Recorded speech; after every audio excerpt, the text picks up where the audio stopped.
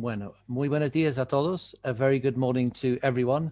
Thank you very much for joining this webinar today around business readiness.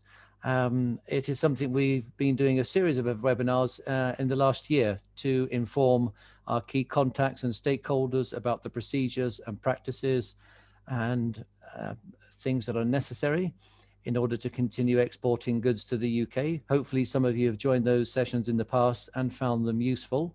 The event today is a further one in a series of that to bring you up to date with the very latest information, the very latest timelines and dates for your calendars. Today's event is one we had hoped to do early in the year. For various reasons, we had to postpone that on a couple of occasions. So thank you very much for your patience and for being with us today. We will be recording the event today in complete and also sharing it afterwards together with all the slides you see. There's a slide presentation from UK departments and also a slide presentation from MAPA, the Spanish Ministry of Agriculture. We will also share that, so all the content will be shared. To all the participants today, please do post questions to us using the Q&A function during the meeting. We will capture those questions, and then the last part of the event today will be a questions and answer sessions with those that have presented and their colleagues, who will answer many of those questions as possible. If we aren't able to answer all your questions, we will come back to you with answers in writing in the coming days. So there'll be a complete summary of the questions asked for you afterwards. Very quickly to thank those that have helped make today possible, not least colleagues in the British Embassy in Madrid who are supporting the event, as well as colleagues in UK departments who are presenting today and also helping us with the question and answer session. Also Emilio, who's joining us from MAPA to give a presentation. We're very keen in these events that people get the complete picture. So not just what is required from the UK side, but also from the Spanish side, in order that things run smoothly and the procedures are complete. Also, a big thank you to the agri-food sector associations that we've been working with, in particular FIAB, who we've had regular meetings with, which are really useful for us to understand any emerging issues, trends or problems that we can work together to resolve. And also their questions they put to us from their members are really useful for events such as today to help us shape the event and ensure that we cover the most relevant points and areas of interest to people in Spain. You'll also see on the next slide, we are running some Slido poll questions. So if you're able to open that on your device, we will ask 3 questions during the course of the event, very quick questions.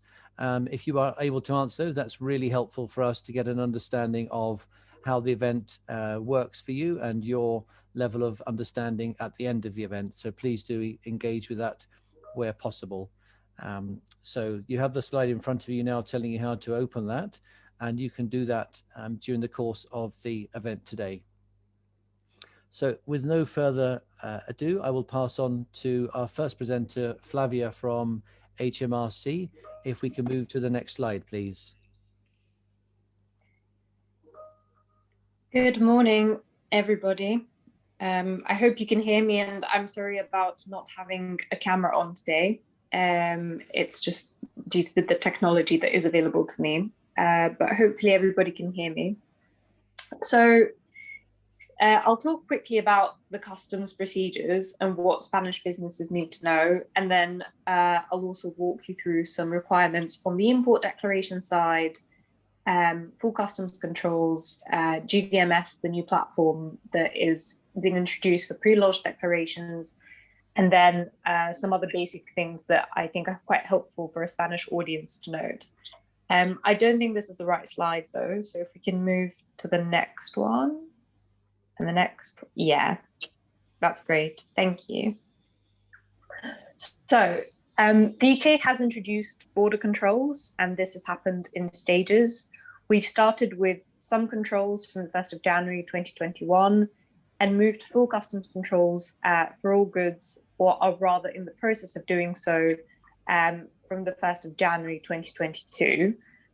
What's important to note here is that traders importing controlled goods, such as tobacco, alcohol, excise goods, need to be following full customs requirements. So they need to be submitting full customs declarations and have been required to do so since January 2021. But traders who are importing non-controlled goods, so that's the majority of goods coming into the UK, can use the deferred declarations process until January 2022. This just means that the trader will need to submit a supplementary declaration within 175 days from the date of import. This has been done as an optional measure, but that is aimed to support and facilitate trade flowing between the EU and GB. I'll talk about it in a little bit more detail as we move on. We are not requiring carriers to submit entry summary declarations, ENS, for safety and security until January 2022.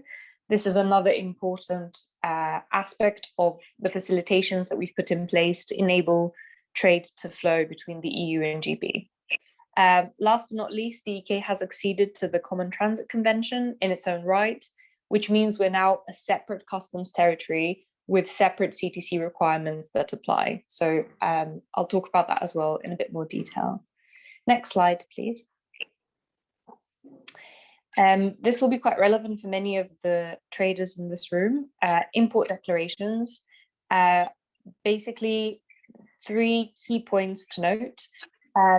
For import declarations, goods must be pre-launched in advance of crossing if you are moving the goods for a listed roll-on, roll-off port or location. So these tend to be locations without existing systems, or you can also use the Common Transit Convention, CTC, and I'll touch on this later in the slides. But to facilitate readiness, we've said that traders that are moving non-controlled goods can declare these goods by making a simple entry into their own records. I've also mentioned the supplementary declaration, which can be submitted for up to 175 days after the date of import. So businesses can choose to do this and submit this information to HMRC, which would also mean that they are required to pay the required duty via an approved duty deferment account. So they would just defer the whole process by a certain amount of time when they're ready to do so, but no longer than 175 days off the date of import. Of course, if you're importing controlled goods, such as excise, so alcohol, tobacco being prime examples, this simplification does not apply. So traders that are importing, for example, wine, will still need to make a frontier declaration, which is a full customs declaration. It can also be a simplified declaration if the trader has the relevant authorization to carry out simplified declarations at the border. Next slide, please.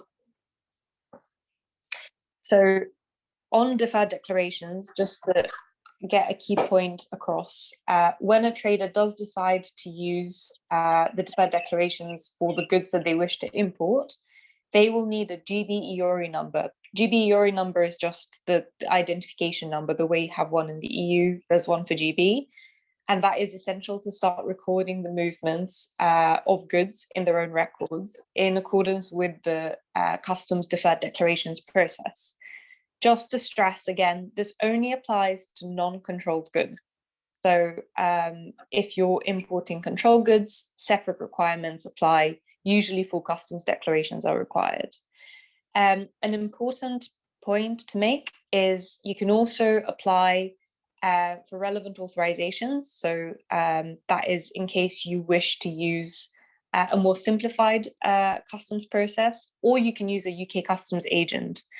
Both of these things need to be in place at the point when you intend to make your supplementary declaration. From January 2022, these rules change. So all goods, whether they are controlled or non-controlled, will require declarations on import and safety and security declarations as well. So we're moving from a process which is simplified and a staged customs controls phase to a phase of full customs controls for all goods from January 2022. So that's an important milestone to consider and bear in mind. Next slide, please. So just to recap, traders will have to make full customs declarations from January 2022. Otherwise, they can use simplified procedures if they're authorized to do so. There is a lot of guidance on the government's page, so I'm not going to go through all of the authorizations and simplifications, but you can feel free to browse that at your own leisure. And also safety and security declarations will be required from January 2022. And the important distinction, of course, to make is that until then, different procedures apply for controlled and non-controlled goods. Next slide, please. You've probably heard quite a lot about GVMS already, but just to give a bit of a reminder of what this is. So GVMS, or the Goods Vehicle Movement Service, is a new IT platform which supports the new pre-lodgement model that HMRC and the UK government has introduced. So this model is the model where goods arrive at ports, but the declaration for customs has already been made en route, usually by the haulier transporting the goods. That applies to both imports and exports, but the platform also facilitates transit movements. So GVMS effectively enables the declaration references in the customs declaration to be linked together, generating a single goods movement reference, abbreviated GMR. So all this means in practice is the person moving the goods only needs to present one reference at the border to prove that the goods have pre-lodged declarations. So the declaration would be submitted in advance of that journey. And by the time the person moving the goods, usually the haulier and the carrier, arrives at the GB border, that declaration will have been processed by the UK customs authorities, and the goods will have been assessed for risk, and the person will be informed whether they need to proceed to further checks or whether they can go to their final destination. So that's the whole purpose of GVMS as a platform. It's to link that movement of goods to declarations so that the goods can be processed en route without causing unnecessary delay. Now, from the 1st of January 2021, GVMS has already been used to facilitate common transit convention movements arriving in the UK. And from the 1st of January 2022, the platform will also be used to support those locations in Great Britain that are using the pre-lodgement model to achieve full customs control on goods. And that's for both imports and exports. Of course, you can also use the other model that exists, which is the temporary storage model. But that's a model that has been in place for a longer period of time, where goods are stored in a temporary storage facility for up to 90 days. For EU to GB movements, we suspect that a lot of traders will actually turn to the pre-lodgement model, but the temporary storage model is the one that exists and has always been used as an alternative for rest of world trade. So just to bear in mind, there is another alternative for importing goods into GB. Next slide, please. The Common Transit Convention, I've already spoken about a little bit earlier on, so I won't dwell on it too much, but effectively it allows the suspension of customs checks and payments of duties until the goods have reached their destination. And the important thing here to know is that the UK has joined the convention in its own right from the 1st of January 2021, so it is now subject to the requirements of the convention. Again, a lot of these requirements are very important for hauliers to note in particular. So the person transporting the goods really needs to understand the functions of transit and how to close transit movements. What I will say for traders is if you are working with hauliers or if you're working with carriers, just please make sure that everybody in the supply chain understands their requirements and their function very well, because that will then lead to a smooth import process. I won't dwell on this too much, but if we can go to the next slide. One important thing to note when moving goods using the convention is that if you're an authorized consignor, then you have to start transit movement on NCTS, which is the effectively the transit platform that we use with the local reference number. This will then produce a transit accompanying document, which also includes a movement reference number. So it's just important to make distinctions. So the LRN is not a TAD. The haulier, which is the person moving the goods, will have a physical copy of the TAD, which includes the MRN, to accompany the assignment or the goods that they're carrying. And then they will be able to scan this at the border. The reason that we need a printed document is not because of GB's own rules, it's because the convention requires the TAD to be printed.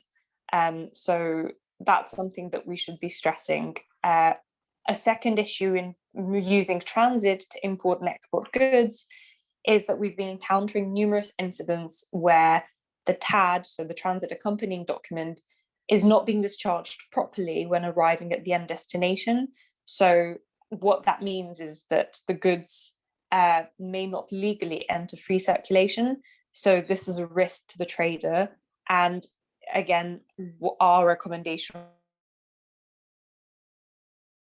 our advice to all traders that are considering using transit for importing their goods is to work with hauliers to really stress the message on TADs and what they need to do to close the movement of transit properly.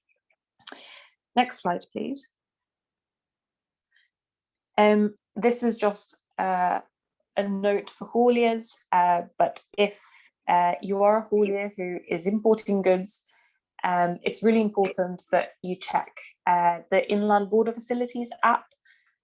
This is the best way to avoid any delays, and usually this is required if your goods are subject to further checks.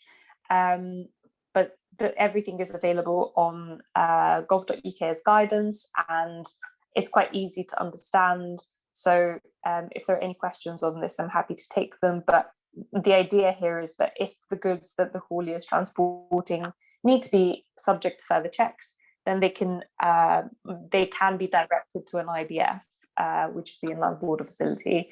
And the best way to ensure to do this is to go via the app rather than via any other website. It's the easiest and most accessible form. Next slide, please. Just a quick note on VAT. So I've mentioned that if you're deferring your declaration, so if you're making a supplementary declaration within 175 days of the date of import, you will have to also pay duty at a later date. The same thing applies to VAT. So if you are choosing to make supplementary declarations and you're effectively postponing the payment of duty and the submission of information to HMRC, then you also have to postpone your VAT. And that's just a requirement that has come with the simplifications that have been introduced from a customs perspective. So yeah, one big association here, if you're using simplified customs declarations process and you're deferring your declaration, then bear in mind postponed VAT is also compulsory. Next slide, please. A very quick note on excise, which I think I've already spoken about quite a bit, but if you are moving excise, then of course full customs declarations are typically required, and there's also a UK system for excise which is called the EMCS. This can be used and should be used to move duty suspended excise goods from the UK, from a UK warehouse to another UK warehouse. And the UK's EMCS is not linked to the EU's system, so they're separate systems. So that might be quite important for those that move excise goods to understand. And next slide, please. We get quite a lot of questions on being registered in the UK or the EU. This is quite relevant for traders, actually. So a person or a business needs to be established in the UK or the EU to meet various customs rules. In the UK, the evidence that you may need to provide includes the following, and I'm not going to read them out, but it's available for you to peruse. This is also available on the government's website, but typically it's quite important to be registered if you want to apply for various customs authorizations and simplifications, such as special procedures, authorized economic status, or even making simplified declarations. Although the process that I've elaborated on previously, so the simplified process of customs declarations, would just require you to have a GB URI number. That's the most important thing. But various other simplifications, such as special procedures, AEO, CFSP, would require you to be registered in the UK for customs purposes. So I would urge the audience to take a look at what's applicable to their specific case and familiarize themselves with each individual scenario and whether they meet the criteria or not. I'll probably stop there and hand back to Nick. Thank you very much, Flavia. It was very, very complete and clear. We're just going to take a second to go back to the 2 Slido questions. I'm conscious we went through those very quickly. So just to put those on the screen for the audience to remind you of the 2 questions on Slido, if you can answer those. Also, it's great. We're getting lots of questions coming through in the Q&A function. Please do use the Q&A function, not the chat. I think I can see 1 or 2 questions in the chat function, but please use the Q&A function. The question and answer function is where we are taking the questions from for the last part of the event. I should also have mentioned that there's the option to like questions. So if you see a question from someone that is also of interest to you, please do use the like button, the thumbs up button, so you can express your interest in that point as well. Those are obviously the questions that we will try to prioritize in the question and answer session at the end of the event. So thank you. Curtis, if we could move to the second Slido question to give people a moment to look at that.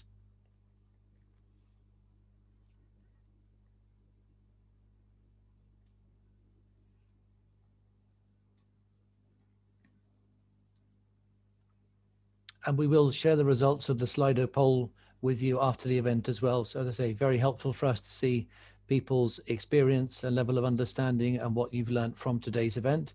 We'll share the results of that with you when we share the presentations. As I mentioned, also a full recording of the event and any unanswered questions that remain after the event. Curtis, if we could move now to the DEFRA presentation, and I'll invite Anastasia to continue with that, please. Fantastic. Thank you, Nick. And can you hear me before I go any further? Yeah, loud and clear. Fantastic. Good morning, everyone, and thank you for joining us today. So my name is Anastasia Bernhardt, and I work for the Department of Environment, Food and Rural Affairs here in the UK. I lead the team responsible for working with EU businesses to help them to prepare for upcoming import controls for food and drink entering Great Britain. So today I'm going to be clarifying the UK government's timetable for the phased introduction of controls on sanitary and phytosanitary goods being exported from the EU into Great Britain. Now, I'm not going to be able to cover everything today in detail, but you will receive this slide pack after the event today to read in your own time, and it's full of lots of useful links to further guidance. Now, as Nick has said, please do use the Q&A function to indicate any areas where you would like further clarification and to ask any questions of my colleagues who are going to be joining for the Q&A later in today's event.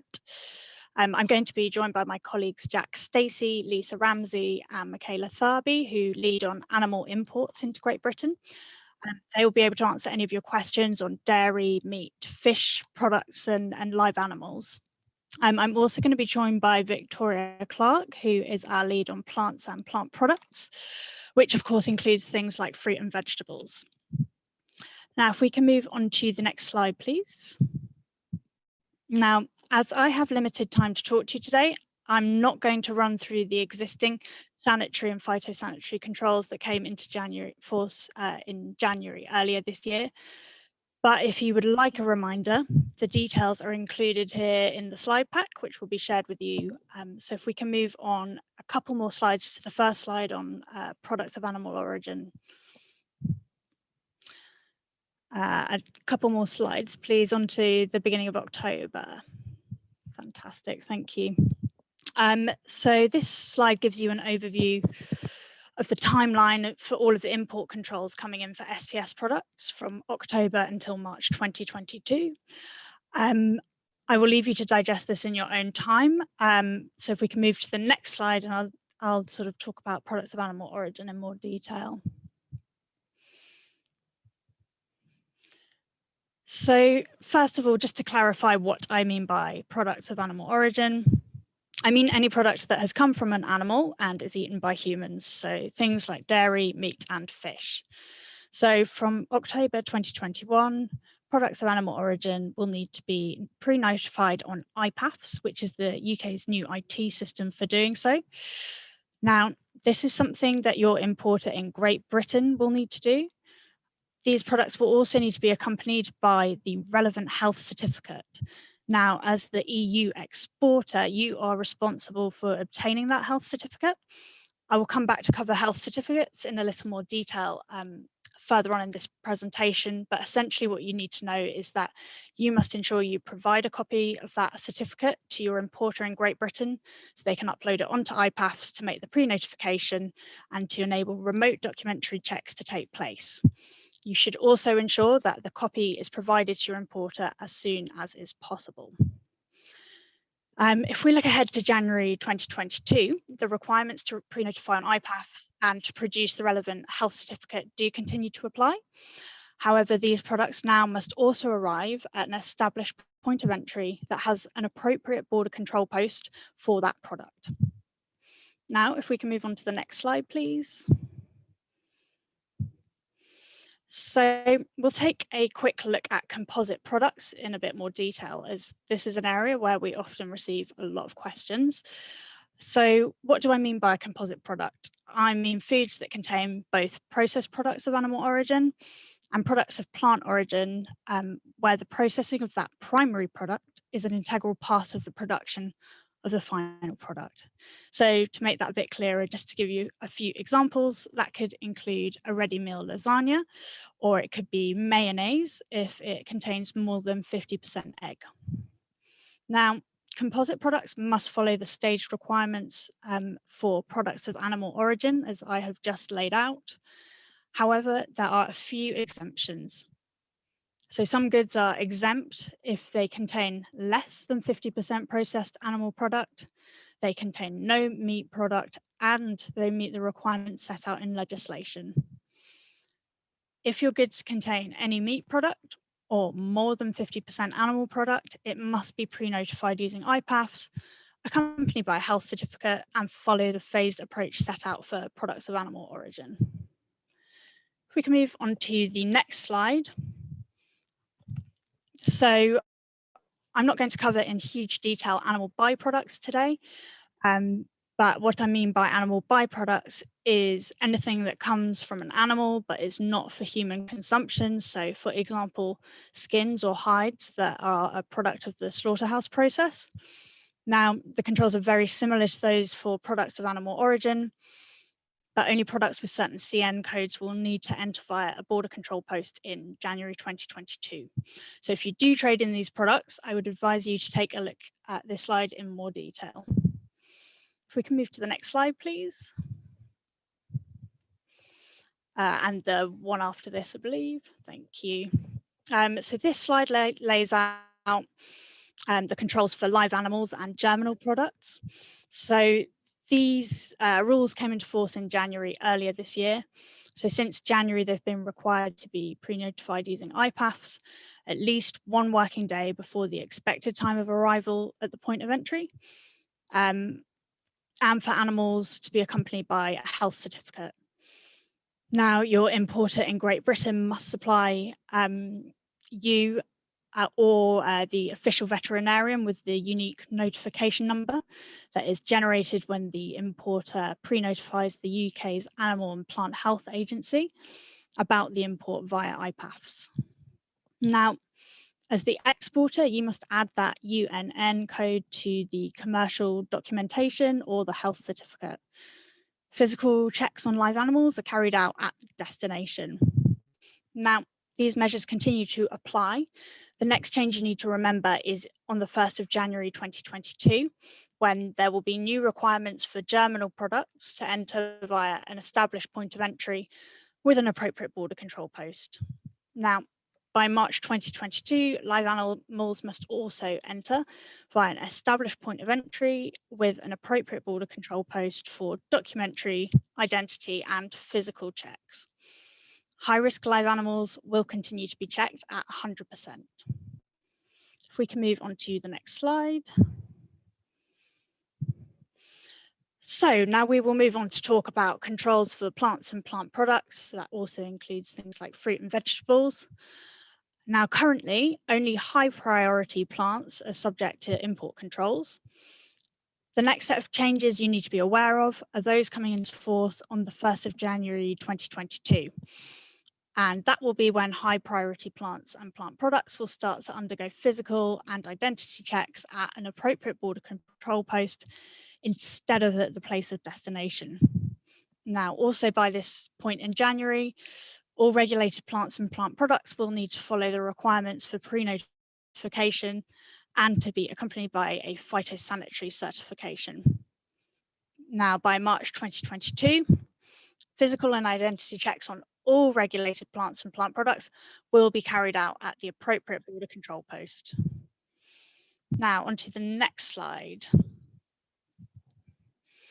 Now, as I've already mentioned, IPAFs, which is the pre-notification system. Now, I have said this is something for your importer in Great Britain that they need to do, but we do get a lot of questions about this from exporters in EU. So if you are interested in more detail, we can share a video link after today's presentation, which will walk you through a step-by-step demonstration of how to create an import notification on IPAFs for any products of animal origin arriving in Great Britain from the EU from 1st of October, and we will share that out with the slide pack.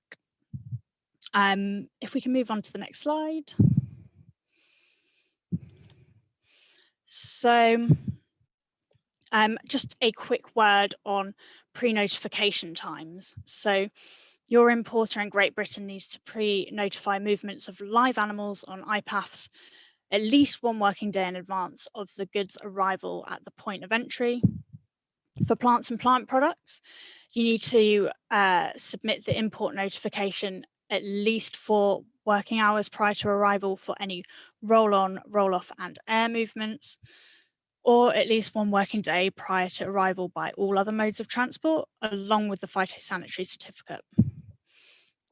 Pre-authorization by DEFRA or by the Animal and Plant Health Agency in the UK of any animal byproducts prior to any imports taking place may also be required. If we can move on to the next slide, and we will come on to the subject of health certificates. So health certificates must already accompany any products of animal origin that are under safeguard measures. So those are any products that have been identified as posing a risk to biosecurity or health. Where safeguard measures do apply, there is a safeguard version of the health certificate that must be used, and you will need to continue to use that safeguarded version of the certificate where necessary.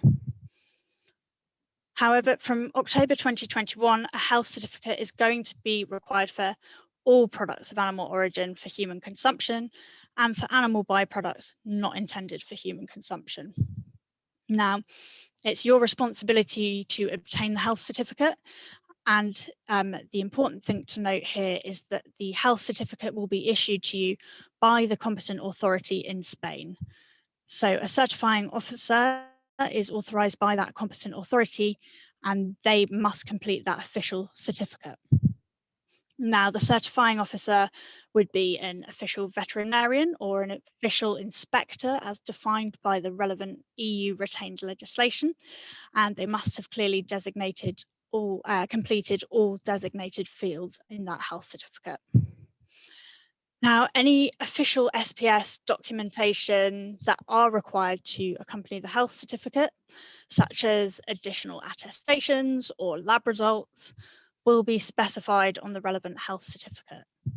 Other documentation may be required depending on the commodity, such as a catch certificate for marine caught fish. Now, we have some model health certificates which are available on the UK government website gov.uk, and you are able to use these to check the specific requirements for your commodity. You should note that these are only examples of the certificates, as I've said, the real certificates will be issued by the relevant competent authority in Spain, and we've included a link for you to those model health certificates on this slide. Now, there may be some rare instances where a harmonised health certificate is not available for your product of animal origin. If that is the case and you cannot identify an appropriate health certificate, you should speak with your importer in Great Britain and check the UK government website gov.uk for a general licence. Now, when we come to talk to businesses about health certificates, we do often receive questions about whether or not we're considering the use of e-certification or electronic certification. Now, this is under development currently for import of animal products, but it is not possible to guarantee delivery ahead of 1st of January, so we advise industry to prepare in line with the requirements set out in the border operating model. Now, on the plant and plant product side, the UK government remains focused on our intention to utilise e-phyto as a solution for both the importing and exporting of plant and plant products, but that is in the long term, and this is our priority for the next stage of development following the implementation of the new IT services in 2021. Now, if we can move on to the next slide. So this slide lays out some details for you on marketing standards and organics. Just in the interest of time, I might skip beyond this and move on to the next slide about wine. So we received quite a few questions from Spanish businesses about wine import controls. Currently, all wine sector products, including grape must and wine vinegar, that are imported to Great Britain from the EU, and that does include wine that has originated from outside of the EU. It can travel currently without having to produce a TCA certificate or a VI1 certificate.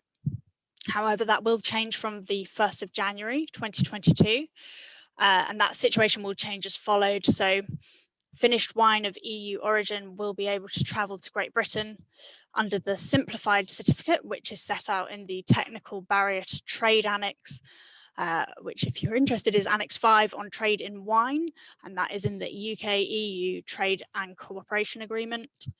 And also to know wine of non-EU origin should use the VI1 certificate as set out in retained regulation, which is detailed and linked to on this slide for you. Now, there are a few situations where you will not need to provide a VI1 to import wine of any origin to Great Britain. So that would include things like shipments of less than 100 litres of wine and shipments from one private individual to another of a volume of up to 30 litres.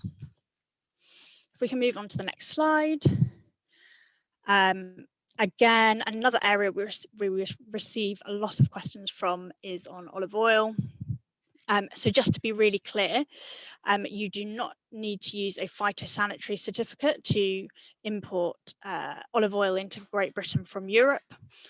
The reason for this is phytosanitary certificates are not required for plant products that have been processed and packaged to the point that they no longer pose a biosecurity risk.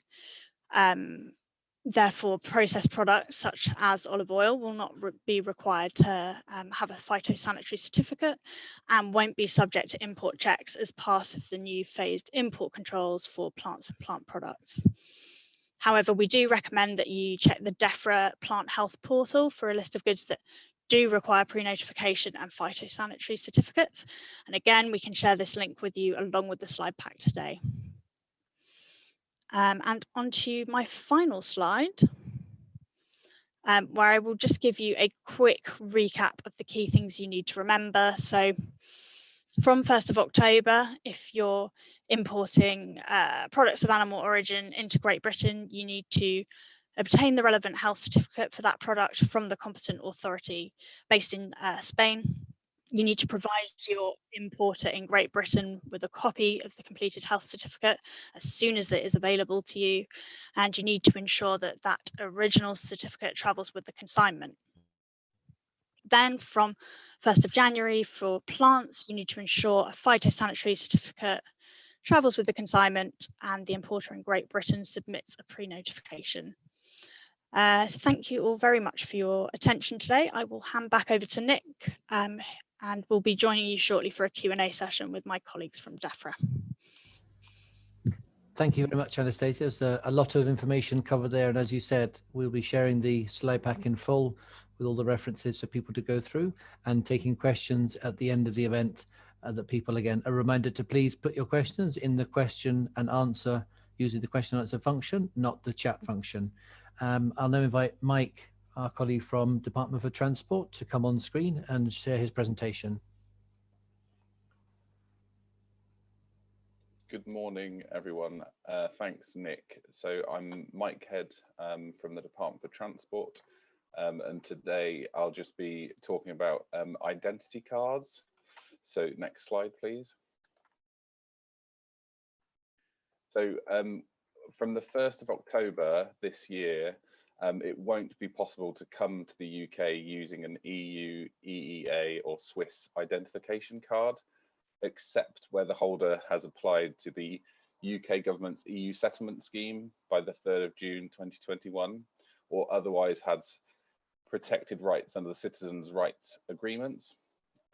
So this is really just to make sure that businesses and drivers especially who are carrying goods between Spain and Great Britain must carry a passport unless, as I say, the driver has applied to the EU settlement scheme. So this means here on the slide you can see the different types of exceptions to this rule, and we'll share this presentation so you can click through to the different links on the UK government's website. Just to note as well that Gibraltar identity cards held by British citizens and Irish passport cards may continue to be used for travel to the UK. So it's just really important that you speak to your kind of freight companies or those drivers on the ground, that they really should carry a passport if they're traveling between the UK and Spain from October this year. Thank you. Great, thank you very much, Mike. And as you said, in the slide we will share, there's a lot of links people can work through to get the latest information relevant to that issue. I'll now hand to Margaret, please, to deliver your presentation. Thank you. Thank you, Nick, and good morning, everybody. I'm part of the Border Protocol Delivery Group in government, and we are the department that bring other departments together to make sure everything flows at the border. So this morning, I'm just going to bring together very briefly for you what my colleagues across government have been talking about. If we could have the next slide, please. We have a case study here for you that is moving tomato seeds from Spain to GB. Tomato seeds are regulated goods and they need to be notified. So if we could move on to the next slide, please, onto the case study. Thank you. This is a complex slide, so we will share it with you and you can look at it in your own time and study the detail of it. But I just wanted to highlight a couple of key points that my colleagues have talked about. Of course, the exporter, Daniel in this case, and the importer, Claire, will need to have EORI numbers. I know that many of you who are trading goods already with GB will already have your EORI numbers, but everybody in the supply chain needs to have an EORI number to interact with the systems that they will face, and that includes Joe, the driver. That's the first point. Very important to agree the terms and conditions, the trading terms, your Incoterms between the exporter and the importer, and to fully understand how the information is going to be exchanged through the supply chain.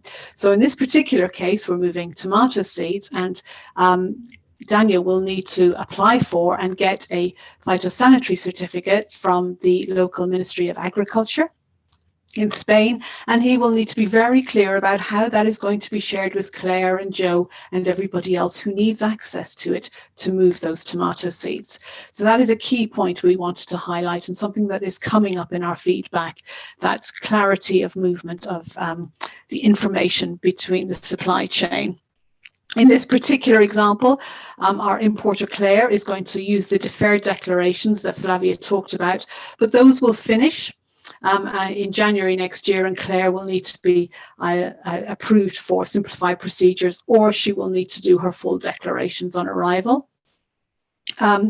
And the other thing to notify is that, to flag, as these goods in this particular case study would be moving in November. That is after the 1st of October date that Anastasia talked about. So the goods will need to be pre-notified to the UK systems. That phytosanitary certificate and the detail will need to be uploaded onto UK systems. If they're coming through RoRo ports, as Anastasia said, 4 hours before they arrive in GB, and they'll need to be pre-notified. The other thing is to bear in mind is that Joe, the driver, will need to have the documents that he requires: the movement reference number for his export declaration, the EORI number for Claire because she's using deferred declarations, and of course he'll need a copy of the phytosanitary certificate. So again, just to be clear, everybody should understand what information and documents they need. If in this example, the goods are moving in November, so they won't need to come through a port that has a particular BCP that copes with those, but they will, if they are pulled for inspection, they will be done at the destination. From January, moving tomato seeds into GB would require them to come through a particular border control post, and that detail is published in our guidance. I'll let you take this case study away, study it. I hope it helps you to see the full end-to-end movement of tomato seeds. Of course, procedures will vary depending on some of the goods, but we hope you'll find this useful. The next slide, please. This summarizes the key dates, what's changed and what you need to watch out for. You'll be aware, of course, of what's happened since the 1st of January 2021 if you've been moving goods. But from the 1st of October, the key things to watch out for really are the pre-notification of any sanitary and phytosanitary goods, and also the fact that if you're exporting goods from GB, you'll need to be prepared to make exit summary declarations if you haven't already been doing it for some goods. And then there is that preparation and build up to the 1st of January 2022 when goods have to come through border control posts for SPS checks. I hope a useful summary for you there of the dates and the phased approach to import controls in GB. And I hope you have plenty of time to prepare and do what you need to do. On the next slide, we've got a summary of the guidance available. There is a lot of detail on our gov.uk pages. We updated the border operating model on Tuesday this week. That has been updated to include all of the new dates and sets out the policies and procedures required at borders in GB from the 1st of October and the 1st of January 2022. There will be a link in the slides, and we hope you'll find that useful. There are other guides, of course. There are simple guides for importing and exporting. We are updating the haulier handbook, the guidance for hauliers, and we expect to have that update with you by the end of the summer. So keep an eye out for that. We will share that out through the embassy and the trade associations, and we hope you'll find that useful. There's some email addresses there. When things occur to you in the weeks after this event and you have questions you want to ask us here in the UK, please do send them through to the inquiries inbox there. But I think that's enough from me, a quick summary of what we've covered today, and thank you, Nick. I shall hand back to you. Many thanks, Margaret, for that useful summary and again, reference material for people to take away and study when they receive the pack after the event. We'll now pass to Emilio and invite him to share his screen and deliver his presentation. Thank you, Emilio. Gracias, Emilio.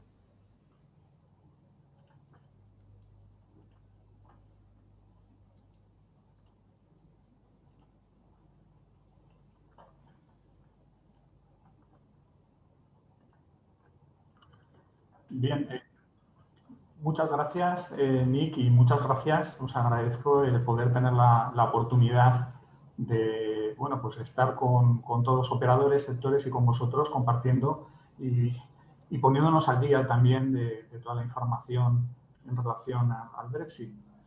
Bueno, yo la verdad es que voy a intentar complementar un poco la información que daba Anastasia, porque yo creo que la información que nos daba era muy útil. Yo también voy a hacer referencia a ella, si acaso intentaré ir más rápido en los aspectos que ha comentado ella, pero yo creo que el complemento va a ser muy útil. Yo no me resisto a quitar esta diapositiva, que ya estamos, digamos, en una fase ya muy operativa de puesta en marcha total ya de lo que es el Brexit, pero yo creo que tenemos que tener en cuenta pues la importancia que tiene el comercio exterior de España y Reino Unido, tanto para nosotros como para ellos. Las relaciones comerciales yo creo que son esenciales. España es el quinto socio comercial de Reino Unido, por detrás de Países Bajos, Francia, Irlanda, Alemania, y el mercado británico supone para nosotros el 8% de todas las exportaciones, un valor de 4.070 millones de euros, y con saldo positivo, es decir. España también es relevante también para el abastecimiento del Reino Unido. El 9% de las importaciones realizadas por Reino Unido proceden de España y el 7% de las exportaciones del Reino Unido a la Unión Europea tiene a España como destino. Por tanto, yo creo que sobre todo, y sobre todo en el campo, digamos, de productos de frutas y productos hortofrutícolas, pues Reino Unido se convierte en nuestro principal cliente. Y el mensaje como ministerio es que, bueno, tenemos que hacer las cosas lo mejor posible, hacerlo bien, para que en ningún momento en un futuro pues haya ningún tipo de problema. Yo creo que hemos empezado con buen pie, y debemos de seguir perfeccionándonos y haciéndolo igual de bien. Mucha de la información que voy a dar brevemente, pues ahí yo también nuestros colegas británicos lo daban, hay mucha información ya en las páginas web del gobierno británico, y nosotros lo que hacemos un poco es recoger esta información, digerirla, adaptarla y difundirla, tanto usando nuestros sectores como también formando a nuestros inspectores, que como se comentaba por la parte británica, es necesario el certificado de exportación, tanto la parte animal como la parte vegetal, y este ministerio es el competente, digamos, con toda su estructura que tiene en la periferia, en las subdelegaciones del gobierno, para emitir estos certificados de exportación, tanto los veterinarios como los fitosanitarios. Brevemente, porque yo creo que Anastasia lo ha hecho muy bien, pero yo el enfoque que tengo aquí es un poquito más, como diría yo, más simplificado, ¿no? en modelo tabla. Tenemos, por un lado, que las autoridades británicas decidieron establecer tres fases, con 3 fechas para la entrada en vigor de todos los temas de certificación y control en temas SPS, y lo que voy a hacer yo un poco es una radiografía, y luego si hay preguntas pues también podemos profundizar un poco más. Pero bueno, en animales vivos y material genético sabemos que ya desde el 1 de enero de 2021, pues digamos, es la parte que más, menos ha cambiado, porque se exige desde el primer momento, desde el 1 de enero, ese certificado sanitario de exportación. Sí es cierto que hasta ahora pueden entrar por cualquier puerto o aeropuerto, y la novedad es que será a partir del 1 de marzo de 2022 cuando tendrán que entrar ya por un puesto de control fronterizo autorizado por el gobierno británico.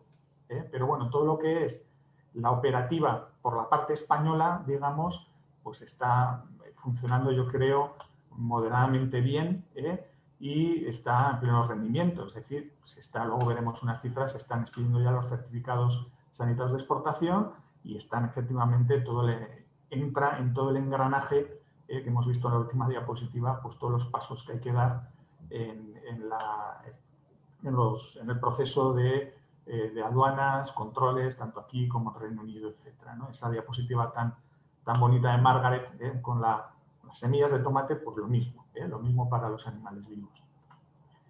También había un producto muy específico, que era el de los subproductos de alto riesgo, que también en la primera fase entraron en vigor una serie de condicionantes y, sin embargo, ahora en octubre de 2021 ya tienen que ir con certificado sanitario, tienen que ir con una prenotificación en el sistema de IPAS, y luego en la fase 2000, en el 1 de enero, perdón, de 2022, pues tendrán que entrar también por un punto de control fronterizo autorizado, ¿vale? Como sabéis, en un primer momento las fechas que se barajaron para todos los productos en general eran enero, abril, junio, y lo que ha habido es un desfase que nos ha venido, yo creo, a todos muy bien, tanto a los operadores como a todas las administraciones, ¿no?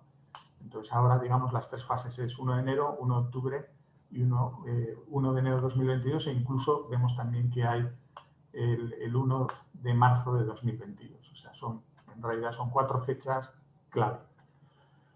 Y aquí vienen los productos, pues lo que es la gran mayoría de lo que vamos a exportar a Reino Unido en lo que es productos de origen animal, que son pues, todos los alimentos en general de origen animal, carne, leche, etcétera, los productos compuestos, que también hay mucho interés por las preguntas, lo estamos viendo, y hasta ahora, digamos, no se está haciendo nada a nivel de emisión de certificación sanitaria. Sí que es cierto que nosotros, precisamente, para que hubiese una entrada progresiva en este sistema, hemos exigido a los operadores que se registren en nuestro sistema informático CESGAN, y hemos exigido que en cada exportación, desde el 1 de enero, pues comuniquen lo que van a exportar, lo que es una declaración de no intervención, porque no ha habido una intervención de los inspectores veterinarios, no ha habido inspecciones, no ha habido emisión de certificados, pero sí que hemos podido recabar una información de qué productos y por dónde están saliendo hacia Reino Unido en este tipo, ¿no?, de productos de origen animal, mediante lo que se conoce en el argot como el anexo D, ¿no?, lo que es una no intervención veterinaria. Simplemente se hacía el trámite online y automáticamente se informaba al operador que no era necesario la intervención de la inspección veterinaria y se daba la luz verde a aduanas.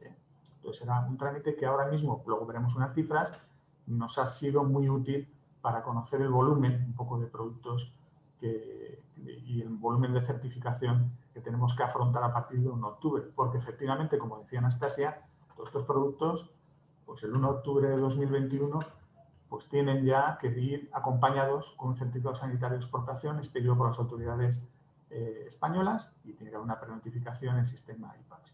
Luego, una tercera fase será en enero de 2022, donde sí que tendrán que entrar por un puesto de control fronterizo autorizado. Todavía no han sido comunicados cuáles para cada tipo de producto, y también ya serán sometidos ya, digamos, a un control documental de identidad, físico, etcétera, pues estándar, ¿no?, como se hace en todos los países, ¿no? Veis, por ejemplo, un modelo de certificado británico, ¿no?, para exportar a Reino Unido. A finales, yo creo que fue en noviembre, diciembre, las autoridades británicas empezaron a publicar o hacer públicos estos modelos de certificados. Básicamente son un espejo de los certificados que existen en la legislación comunitaria para la entrada a la Unión Europea de importación, con pequeños matices. Y nuestro trabajo, a partir de diciembre, en un primer lugar, pues fue el recoger estos certificados, ponerlos en inglés-español, que es importante, es decir, y recogerlos o intentar, digamos, el recogerlos en nuestro sistema, automatizarlos, ¿no?, informatizarlos, por así decir. Entonces, actualmente lo que tenemos es pues, una gran variedad de modelos. Están recogidos en CESGAN todos los modelos ya de la primera fase y operativos totalmente, que son los de animales vivos, y ahora mismo lo que estamos ya a punto ya de coger en el sistema para que sean visibles son el resto de certificados, ¿vale?, que quedan y que entrarían en octubre en vigor. No hemos querido correr mucho en este tema precisamente para evitar errores. O sea, lo que no queremos es empezar a emitir certificados antes de tiempo. Respecto a las condiciones, sí que hemos informado a los sectores, y las condiciones, cuando algún operador nos ha preguntado específicamente para exportar un producto lácteo, qué condiciones, nos hemos referido al modelo inglés, donde está toda la información.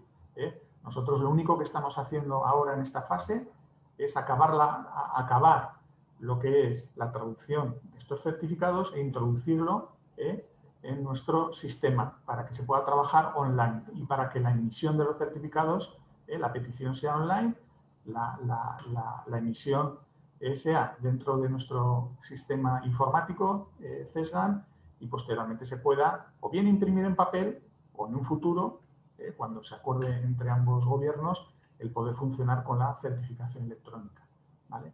Entonces, esta es un poco la fase en la que estamos. Respecto a los vegetales, productos de origen vegetal, tenemos que hacer referencia a esta legislación británica, el Statutory Instrument, el 1527. He visto por ahí alguna pregunta, decían, ¿dónde puedo obtener yo las condiciones? Bueno, nosotros hemos distribuido esta información entre las asociaciones, entre nuestros inspectores, entre cualquiera que nos lo haya preguntado. Es muy profuso, pero básicamente está también ahí públicamente, y aquí lo que hago es un poco explicar qué productos están prohibidos, que están en este anexo 6, cuáles son productos regulados, que están en el anexo 10 y en el anexo 7, los requisitos específicos, que son en el anexo 7, y los que están exentos, que son en el anexo 10. Entonces, bueno, yo creo que hemos hecho una labor con los diferentes sectores para clarificar esa clasificación de productos cuáles están prohibidos, regulados, exentos, y a su vez los requisitos específicos. Pero bueno, si existe cualquier duda, a lo mejor ahora mismo, si es una pregunta muy difícil, no la podemos responder, pero yo les invito a que se dirijan a nuestros correos corporativos para preguntarlo. Entonces, no obstante, está en esta legislación, es digamos, la piedra angular, ¿no?, de la certificación fitosanitaria.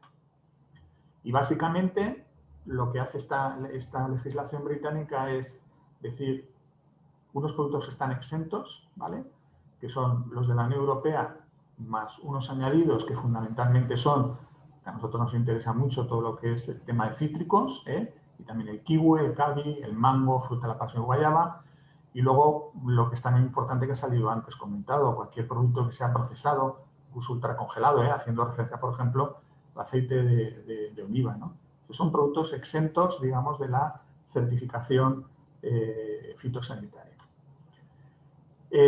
Luego, las autoridades británicas definieron unos vegetales que eran de alta prioridad.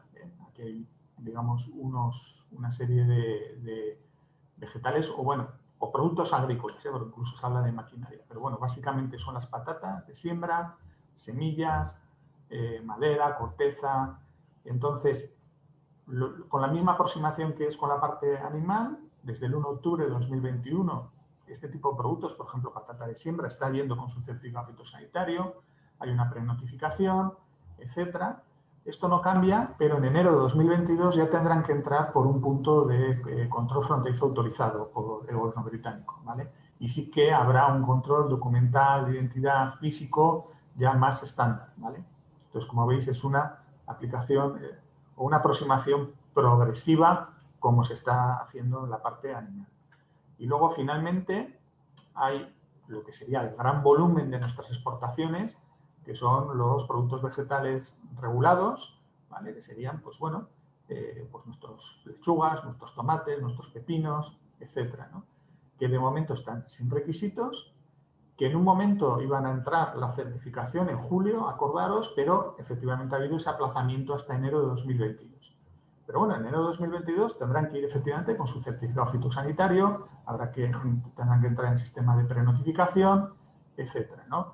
Y lo que sí que es cierto es que en marzo de 2022 la diferencia es lo mismo, que ya tendrán que entrar por un PIF autorizado, o por un punto de control fronterizo autorizado, y ya serán sometidos a unos controles ya estándar, ¿no? Entonces, bueno, todavía tenemos tiempo, unos meses para seguir, para que los operadores y las administraciones sigamos trabajando en la parte vegetal, que va a ser un gran volumen de certificación, pero ahora, digamos, daré un poquito más de información sobre lo que puede hacer un operador mientras tanto, ¿no?, que básicamente es darse de alta en CESBEG, ¿no?, en nuestro sistema informático de gestión de certificados. Entonces, respecto a la situación, digamos, del 1 de enero, donde conocíamos esas fases, a la nueva, digamos, corrección de fechas o de fases, es importante destacar lo siguiente, ¿vale? Que solamente afecta a la exportación, la importación no hubo ningún cambio, y lo que es importante es, porque claro, muchos operadores creían que había habido también una flexibilización en los requisitos, y esto es un aviso que tenemos que dar. No se ha producido flexibilidad en las medidas de certificación, control, solamente hay un retraso de fechas. Lo que ha habido es que en vez de entrar, por ejemplo, para los productos, para los tomates, la certificación, en vez de hacerse en julio, se hace en octubre, pero lo que son los requisitos son los mismos, ¿vale? Entonces, los productos de alta prioridad ya se certifican desde el 1 de enero, o sea, tanto los de origen animal y vegetal. No estamos denotando grandes incidencias, ni tanto en la emisión como en la llegada, y ahí sí que hacemos un seguimiento de estos temas a través precisamente de la Embajada con NIC y a través también de los CVOs, los jefes veterinarios y también de los jefes de sanidad vegetal de ambos países. Entonces, la cosa está funcionando, yo creo, bastante bien. Y la única diferencia con los de alta prioridad es que se aplaza la fecha de su control en el punto de control fronterizo, es decir, al entrar en Reino Unido, el 1 de enero para vegetales y el 1 de marzo para animales, ¿vale? Pero podemos decir que sí que es cierto que el 1 de enero de 2022 ya los vegetales, todos los productos de alta prioridad se están certificando ahora y van a continuar certificándose hasta enero. O sea, en estos no hay grandes cambios. Y sin embargo, ya para todo el resto de productos, pues que había que certificar desde el 1 de abril, se ha pospuesto al 1 de octubre, ¿no? Para todos los productos de origen animal, será para...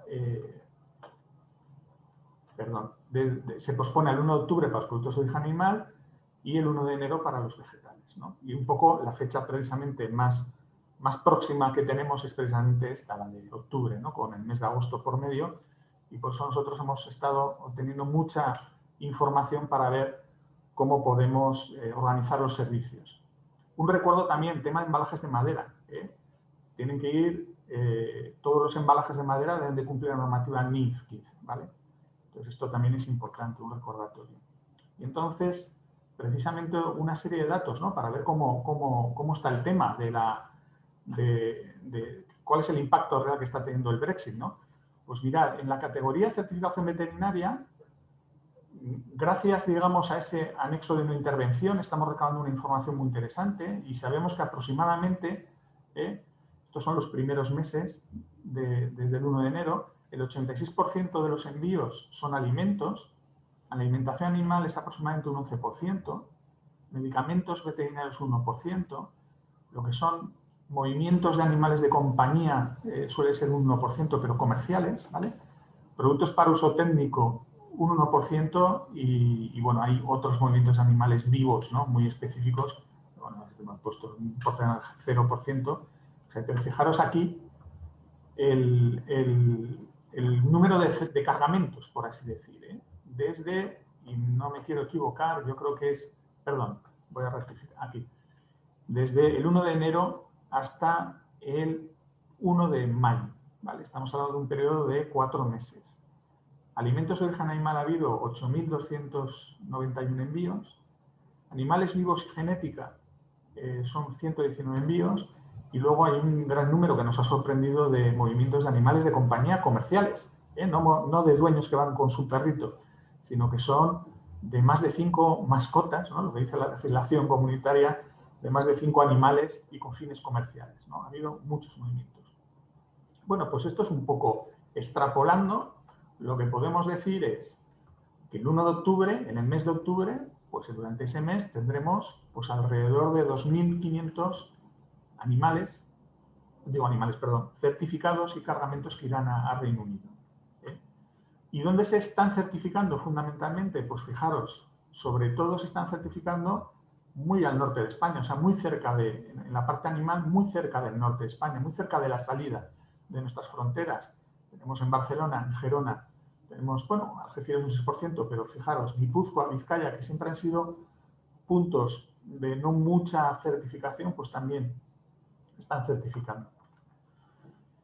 En relación a productos vegetales, aquí sí que no tenemos el sistema de no intervención, del anexo D, y tenemos que usar fuentes de aduanas. Y entonces aquí sí que estamos viendo que con las estimaciones que tenemos, estos son estimaciones, pues los productos regulados más o menos serían el 85% de nuestras exportaciones y los de alta prioridad suponen un 3%.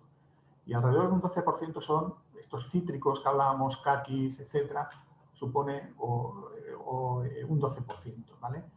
Entonces, también es curioso aquí un poco el mapa, ¿no? El inicio de por dónde está saliendo, porque lógicamente hay que se mantiene todavía un poco la certificación en origen, como puede ser Almería, Murcia, y el resto, que sobre todo son del sur, pero también destaca puntos como Barcelona o Guipúzcoa. Yo creo que también aquí depende un poco también de las empresas transitarias, ¿no? de las operaciones aduaneras, por así decir, más que de nuestras intervenciones. Pero bueno, es un tema que también estamos evaluando y hay que seguir. Yo lo que les digo también a los operadores y sobre todo a los nuevos, ¿no? Porque, claro, no estamos haciendo nada que no hagamos con ningún otro tercer país. Quiero decir, los operadores y empresas que están exportando a cualquier otro tercer país, la dinámica va a ser la misma para Reino Unido. Nuestro modo de operar o de funcionar para la emisión de certificados va a ser el mismo. Para los nuevos, para los novatos, los noveles, pues tenemos esta información de que pues, tenemos una red, digamos, de puestos de control fronterizos y de centros de inspección distribuidos por todo nuestro territorio que dependen de las subdelegaciones del gobierno, donde pueden obtener este certificado y pueden iniciar los trámites, incluso pueden también resolver dudas. Entonces, bueno, yo les invito a entrar en la página web y localicen el que más, por razones logísticas, les interesa a ustedes. Y lo mismo en sanidad vegetal. Tenemos 52 puntos de control fronterizos, en 35 puertos, 17 aeropuertos, pero aparte hay 164 almacenes donde nuestros inspectores también están autorizados para ejercer labores de certificación. También hay 49 viveros, estaciones de camiones. Entonces, bueno, contamos con una amplia red y lo que nos falta un poquito de afinar todavía es ver realmente los flujos comerciales, cuáles van a ser los más predominantes, ¿no? En la parte vegetal, sobre todo, de cara al Reino Unido, ¿vale? Lo que está claro es que, como ya mis compañeros o los anteriores ponentes han dicho, todos los exportadores tienen que contar con su número EORI, tienen que conocer perfectamente el código del producto para hacer la declaración aduanera y luego, por la parte que a mí me toca, tienen que darse de alta en las aplicaciones de certificación a la exportación, que les recuerdo que en animales es CESGAN y en vegetales es CESVEG. Aquí están las páginas web donde pueden darse de alta y hay mucha información sobre el Brexit también en ambas herramientas. No obstante, dejo también una serie de direcciones, incluso de la comisión, del DEFRA, etcétera, para que puedan obtener o estar al día. Y por mi parte solamente bueno, despedirme y simplemente hacer una mención importante, que es, porque sé que también ustedes nos lo van a preguntar, que es que nuestro deseo y nuestro interés es avanzar en la certificación electrónica, pero claro, la certificación electrónica es cosa de dos, por así decir. Y entonces, lo que falta por acordar, digamos, es el cómo hacerlo con Reino Unido y cómo empezar a funcionar. Quizás haya falta ensayos, etcétera, ¿no? Pero me consta que por ambas partes este deseo se comparte y solamente faltan detalles operativos que espero en breve podamos ir solucionando. Muchas gracias por su atención. Muchísimas gracias, Emilio. Curtis, if I can ask you to come back to your screen and share. Thank you. So we will now move to the question and answer session to close the event. We have around 40 minutes for that, so please do continue to post your questions using the Q&A function. And as I mentioned, questions that we can't answer, we will take away and come back to you afterwards in writing on those. We have a diverse range of questions, which is really good to see. Some are on similar themes, so we're going to group those and answer those together where we can to get the most out of the time we have with our experts today. I'm going to start by asking DEFRA colleagues a lot of questions around composite products. Very simply to start, can you remind us, point us towards which composite products will require a veterinary certificate and which of those products will need an inspection on entry? If I can invite DEFRA colleagues to turn on your camera to answer that question, those two questions for us, please.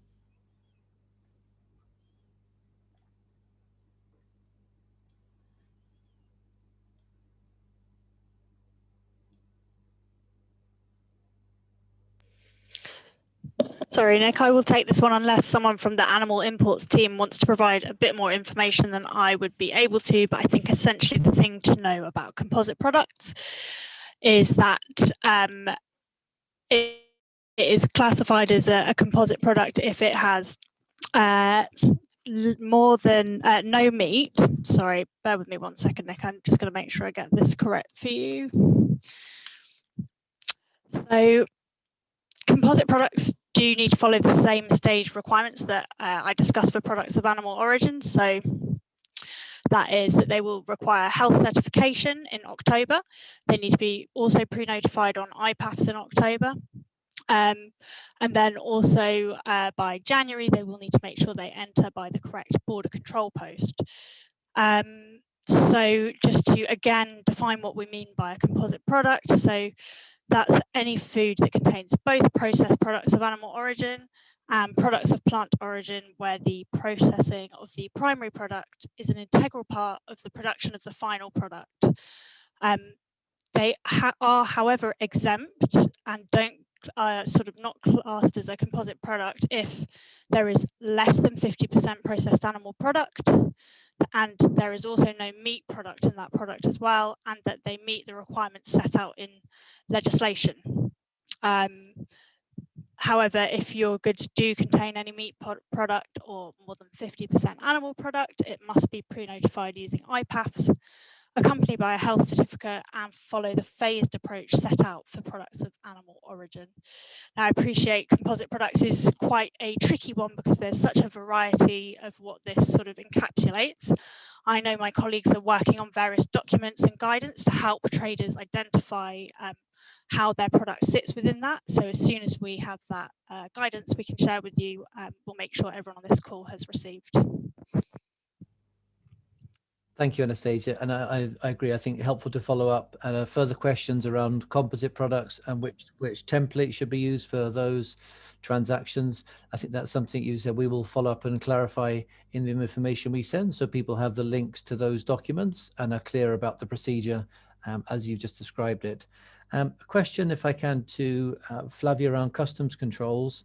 And this goes back to what Emilio closed in mentioning, the desire to have more electronic procedures rather than paper and printed declarations.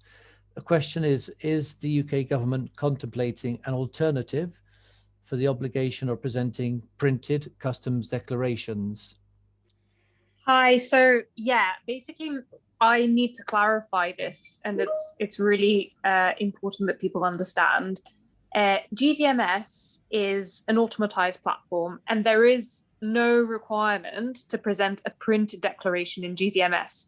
In fact, the goods movement reference, or the barcode that confirms that customs declarations have been pre-lodged, will be available in digital format, and the carrier or the haulier will have the option of presenting that GMR on their smartphone. So if you're using pre-lodgement as the route for imports and exports, and anecdotally speaking from evidence that we see, many drivers are using smartphones rather than printed documents. I did, however, mention the physical copy of the TAD, which is a different form of import and export. That is if you're using transit. So not GVMS, but if you're using transit and an office of transit to create an import and export movement, then it is an obligation of the Convention for Common Transit that the haulier will need to have a physical copy of the TAD, including the movement reference number to accompany the assignment for scanning at the border. This is not a requirement from Great Britain, it's a requirement of the Common Transit Convention. But primarily we are focused on automatizing via GVMS. And as I've said, most hauliers will use the digital GMR that they'll be able to scan on their phones. Great. Thank you, Flavia. Moving back to a question for DEFRA colleagues and around controls on plants and plant products. A number of questions, I'm going to try and group these together, asking which products would need phytosanitary certificates, where can we check which products are considered plant products. I think we have a link to that in the slide pack, but again, that's something we will ensure we send with afterwards. And a further question, would a phytosanitary certificate be necessary to import plant extracts? If that's something DEFRA colleagues could pick up for us, please. Nick, I can see my colleague Victoria Clark on the line. Vicky, sorry, I was just joining. Apologise. Welcome. I only got half the question. Sorry.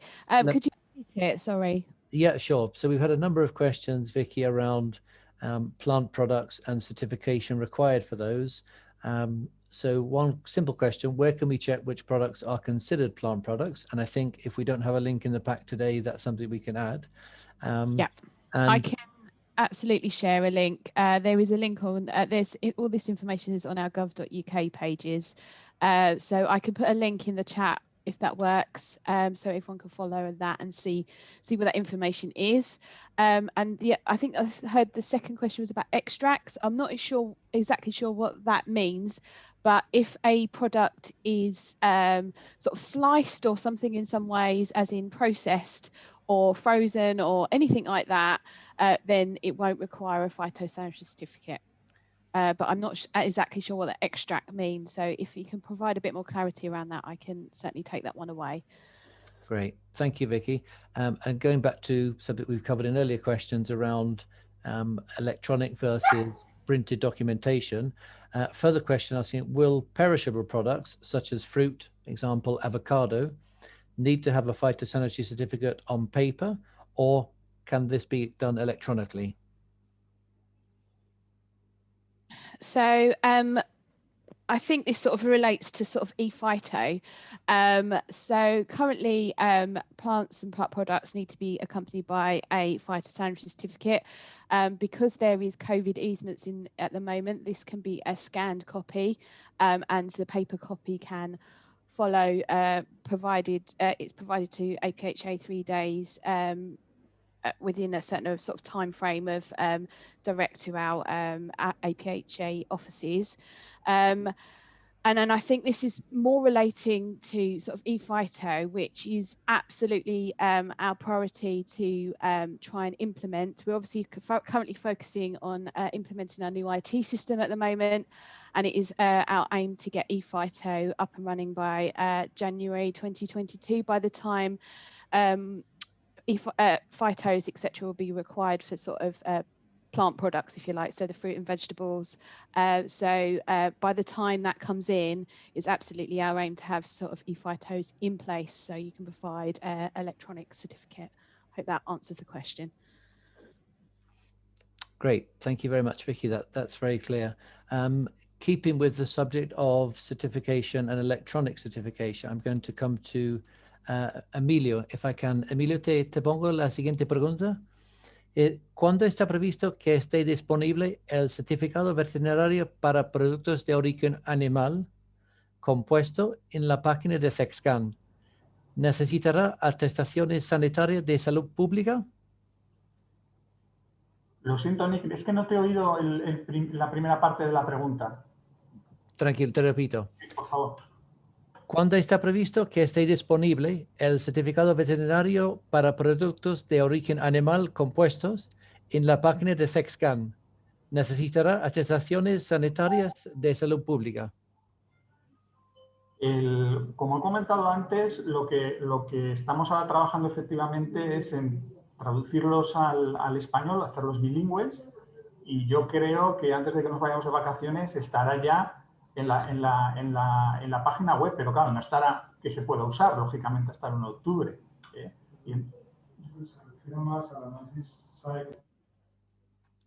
Y luego, respecto a los análisis que estamos haciendo nosotros internos, porque nosotros en el proceso de certificación, efectivamente, lo que intentamos es clasificar los certificados para asegurar una buena certificación y los clasificamos en 3 grados porque exigimos una serie de certificaciones adicionales en cuanto a trazabilidad y en cuanto a requisitos que nuestros inspectores necesitan, ¿no?, comprobar de la mercancía. Entonces, bueno, esta clasificación está todavía bajo estudio, y yo creo que a principios de septiembre tiene que estar ya totalmente dirimida. Es un tema también que queremos hablar, lógicamente, sectorialmente, ¿no? Es un proceso un poco interno.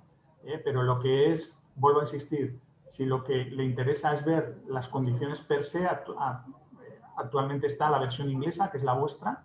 En breve estará ya la bilingüe en nuestro sistema y la posibilidad de requisitos que nuestros inspectores pidan, pues por ejemplo estamos hablando de precertificaciones de las autoridades veterinarias locales, analíticas o cualquier cosa, o trazabilidad, ¿no? Sobre todo es un tema que nos interesa mucho de trazabilidad, pues está todavía bajo estudio, y a principios de septiembre seguramente que lo tendremos ya solucionado.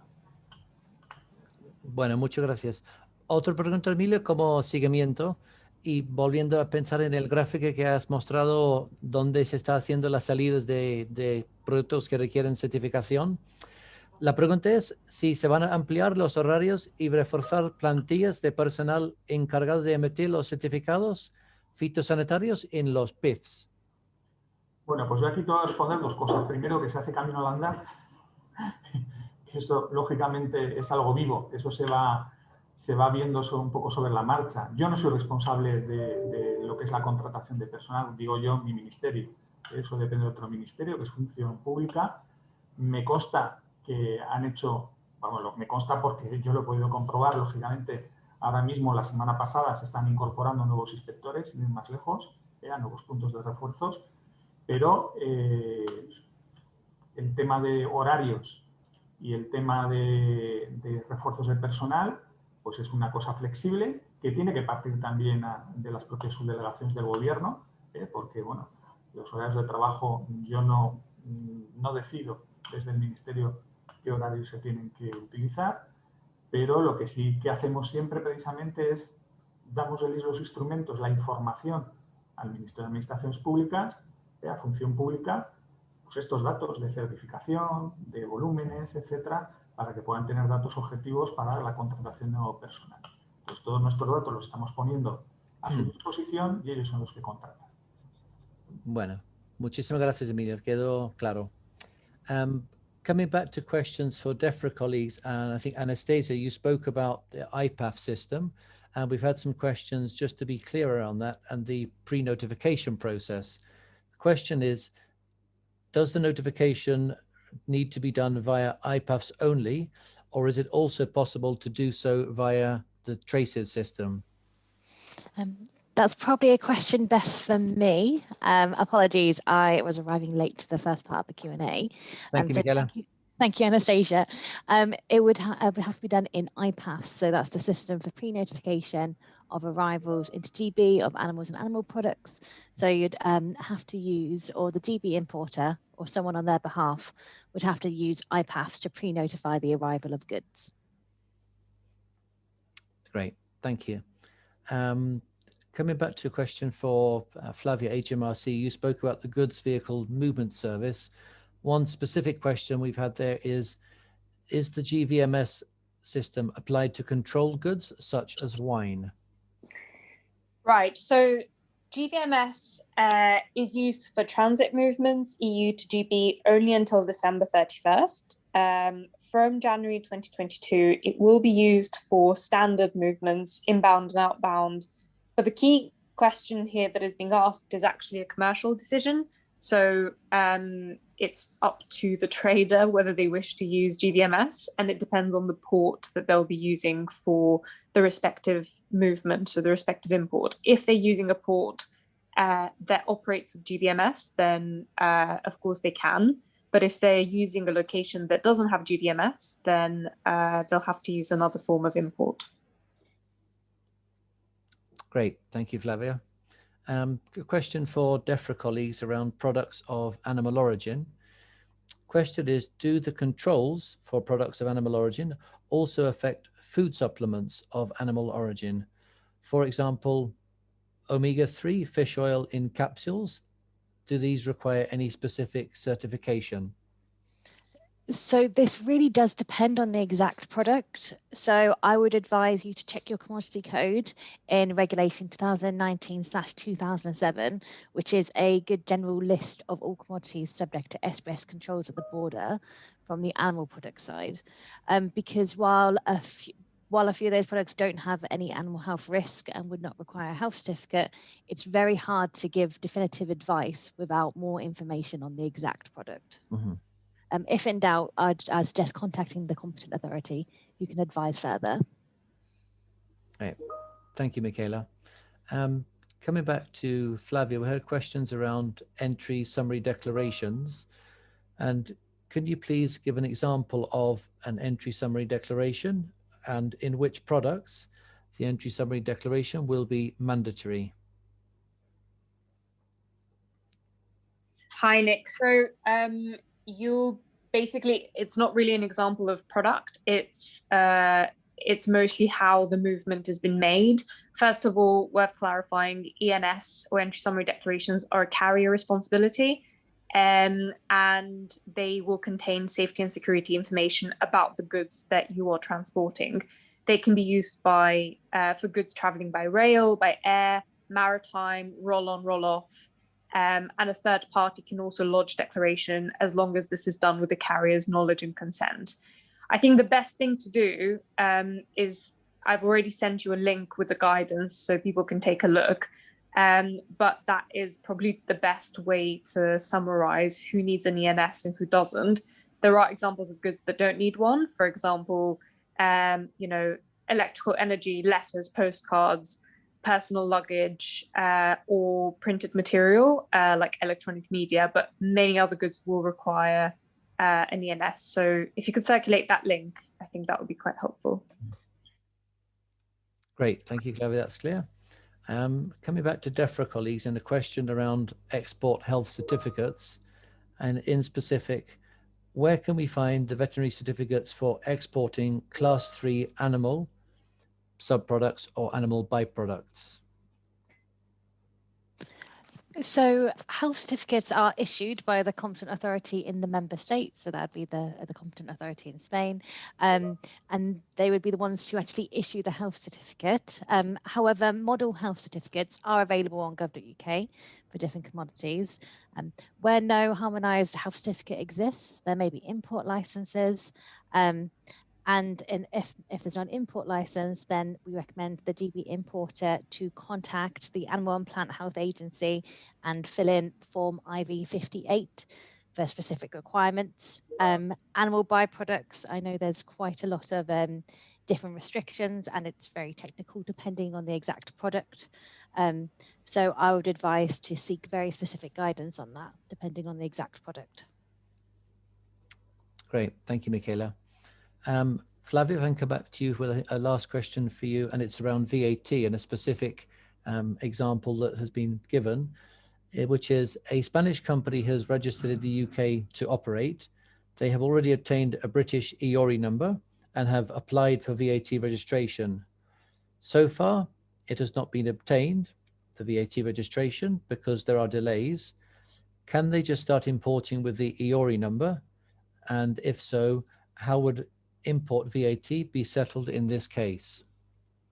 Hi, so you can, if you're a non-UK trader and you're not registered for UK VAT, you can arrange for a customs agent in the UK to import and supply the goods on your behalf.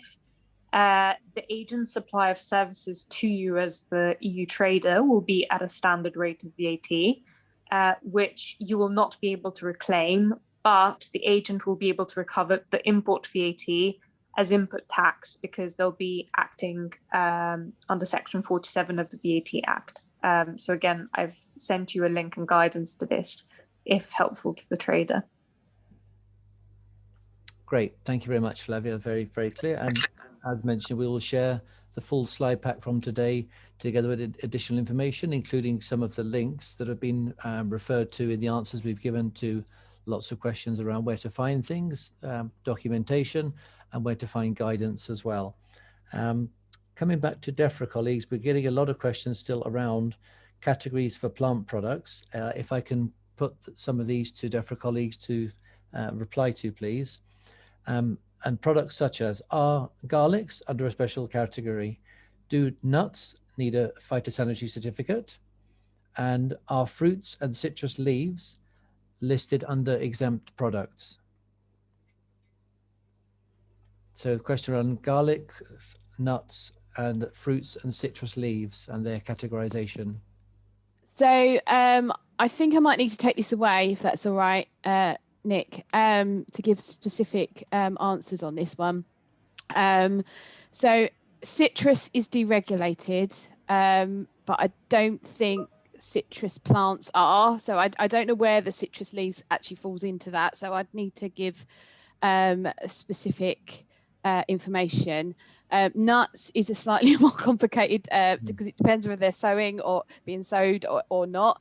And garlic, I'm a little bit unsure of, if I'm perfectly honest. So if I could take those away, I'm very happy to provide a written update once I've spoken to someone that's a bit more expert in this area. Is that okay? That's fine, yeah. And as I said, we'll come back with answers to questions that are pending from the event in detail after the event today, sharing other information as well.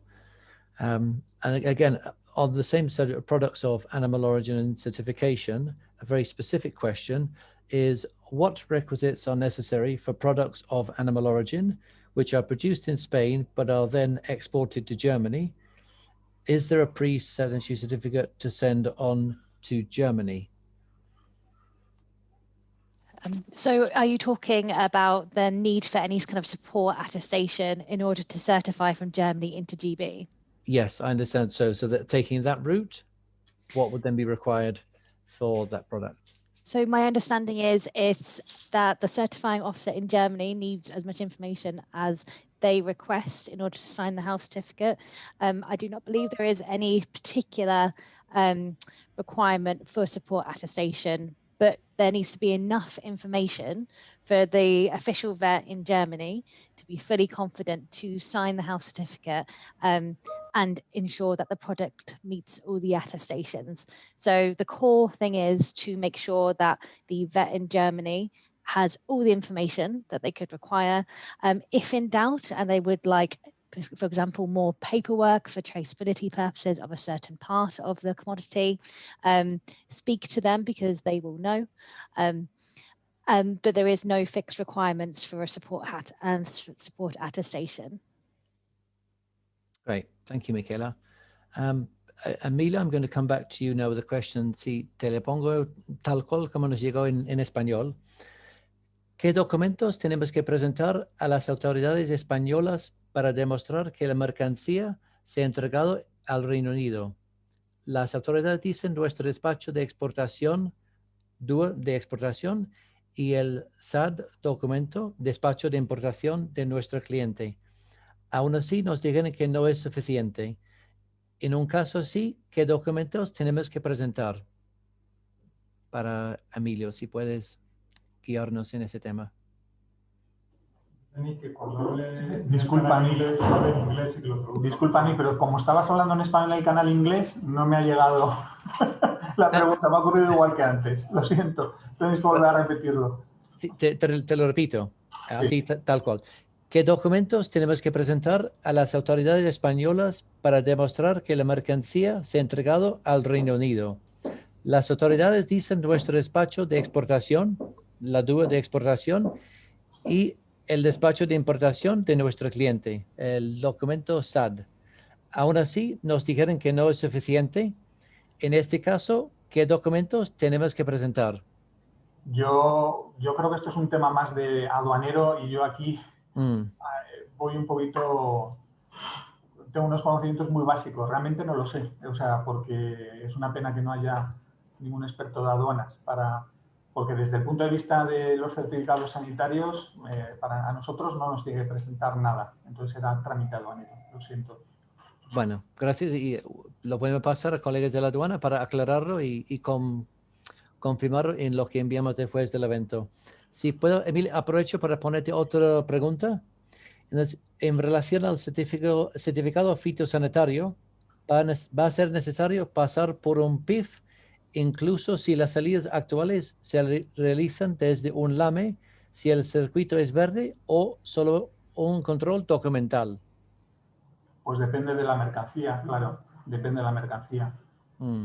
Por supuesto, por ejemplo, no es lo mismo un producto de alto riesgo, donde se está haciendo, digamos, un control exhaustivo en la certificación, que un producto que venga, digamos, con una pre-certificación de la comunidad autónoma y donde ya se nos aporta ya o tenemos un conocimiento, digamos, del buen estatus fitosanitario del producto. En todo caso será, dependiendo del producto, dependiendo también de los requisitos adicionales del Reino Unido. Entonces, no se puede decir de una manera general, va a ser de una manera o de otra, sino habría que ir cargamento a cargamento, incluso de la zona de producción española, porque puede haber zonas afectadas por una plaga y otras que no. Entonces, vuelvo a repetir, es como cualquier exportación a cualquier otro tercer país. El procedimiento va a ser el mismo, dependiendo del producto, dependiendo de la zona, etc. Depende, sí. Bueno, sí, quedó claro. Muchísimas gracias. Perdona, Nick, quería simplemente que por el tema de productos que van a Alemania, no me resisto a no intervenir. Sí. Lo mismo, con terceros países, la práctica habitual, el que tiene que certificar es Alemania, ¿vale? Entonces, las autoridades alemanas puede darse el caso de que necesiten una información adicional de nosotros. Estoy pensando, por ejemplo, imaginaros que un certificado dice que esta materia prima tiene que venir de explotaciones libres de determinadas enfermedades. Claro, la autoridad alemana, a priori, puede haber algunas enfermedades, por ejemplo, que sí que lo sepa. Sabe que España no tiene fiebre aftosa, porque es evidente, ¿no? Pero puede haber otro tipo de enfermedades donde las declaraciones no son, digamos, son periódicas, donde pidan nuestra colaboración. Entonces, volvemos otra vez a la regla general. Como cualquier otra exportación a un tercer país, eso nos ocurre constantemente también con otras exportaciones a terceros países. Y entonces, de momento, si las autoridades alemanas se ven capaces de certificar, porque ellos efectivamente, digamos, el producto español es puesto en mercado, cumple todos los requisitos comunitarios, la legislación de la Unión Europea, si las autoridades alemanas, con las condiciones del certificado inglés, son capaces de certificar, certificarán. Si ven que algún requisito necesitan una precertificación nuestra, pues se pondrá en contacto con nosotros y, hombre, ahí el operador tendrá que agilizar el tema y moverlo, porque, claro, si se manda por correo ordinario, por así decir, puede tardar mucho, ¿no? Pero no son tantos los casos, Nuestra experiencia es que con algún tercer país sí que tenemos algún caso, pero no es tan voluminoso. Y hay un procedimiento también establecido que tenemos en CESGAR, o sea, está totalmente protocolizado. Bueno, muchísimas gracias, Emilio. If I can come back to DEFRA colleagues, we're continuing to get questions in the Q&A function around certification required for certain products and plant products. If I can ask very simply the question for the following products, what type of certification do they need? And the few examples we have are processed coffee, rice, and do plants and vegetable products come under live plants or also considered derivatives of vegetable products like wood? Sorry, can we just run through those one at a time? Nick, yeah, sure. please? And I'm conscious that there's could be quite an exhaustive list, but just to give a couple of examples that have been most asked today. So certification requirements for processed coffee, for rice. Processed coffee is not regulated. Rice is, I believe, is not regulated as well. And the last one I didn't fully understand, I'm afraid. So the question was, do plants and vegetable products come under live plants, or are they considered derivatives of vegetable products like wood? So plant products are fruit and vegetables, so they will be regulated from sort of January next year. I don't understand the specific bit about wood, though. I must admit, I'm a bit confused by that question. I'm sorry. Yeah, so we can seek clarification of Emilio. Si te sirve, para nosotros la madera, nosotros la hemos incluido desde el primer momento como producto de prioridad alta, y se está certificando desde el 1 de enero de 2021, en base a su lista, y en según qué casos lleva incluso declaraciones adicionales, ¿vale? Entonces, si sirve de ayuda a la madera. Por ejemplo, también los plantones, planta viva, material de plantación, material de vivero, eso es producto de alto riesgo. Es la interpretación y va con certificado, ¿vale? Y declaraciones adicionales. Muchísimas gracias, Emilio. Muy, muy útil. Vamos, y si lo comprobáis vosotros y lo corregís, pues igual. Pero vamos, yo creo que esto ya fue tratado en su día, ¿eh? Entonces, lo que pasa es que, claro, todavía hay que volver a insistir. Great. Thank you very much, Emilio. I'm just scanning the chat messages again to see if we can pull out some more questions. Bear with me 1 second. We've had questions around composite products, as I mentioned, and one specific one I'm seeing again is around olives that are stuffed with meat, for example. What would be the certification or the requirements for composite products such as olives that are stuffed with meat? I think we've previously seen the example of olives stuffed with cheese as well, if that's something DEFRA colleagues can guide us on. Yep, so first off, olives stuffed with meat. If a composite product contains any meat, then it will need health certification for that, for the meat component. So as a given, that would need certification. An official vet can advise on which one, likely a composite product, composite product health certificate, depending. If it's stuffed with, what was the second one? You said cheese or fish? With cheese, but please do include fish as well. We've had that scenario previously. Yep. So depending on the exact amounts, depends on whether it qualifies for exemption. So as a general rule, composite products can be exempt under Article 6 of Decision 2007/275, which states that essentially there needs to be 50% less animal product in there. It needs to be fully processed, and it needs to meet certain other requirements, such as dairy being from certain countries. Olives with cheese would depend on the amount of olives and the amount of processing. Olives with fish would also depend on the amount of processing too. I do believe olives with fish is also on the Annex 2 list of exempt products as well, because there are two ways that a product can be exempt under Article 6. Without going into too many details, because this is quite a complicated regulation, you can be on the list for Annex 2 and meet the requirements of 6.1, or you can meet the requirements of 6.1 and 6.2. I will post a link to the composites.gov.uk page that clearly breaks this down. I would also say that if in doubt, please do contact a certifying officer or the BCP of entry, because ultimately they will be the enforcement of these controls. So if in doubt, do ensure that they have an understanding. But generally, it's that 50% key threshold that really applies. Great. Thank you, Michaela. Just going back to products needing phytosanitary certificates, I've seen a couple of other pop up. One is beer, if beer requires a phytosanitary certificate. Sorry, Emilio, do come in. Adelante, Emilio. Bueno, yo también respondo a lo de la cerveza. La cerveza no necesita certificado fitosanitario.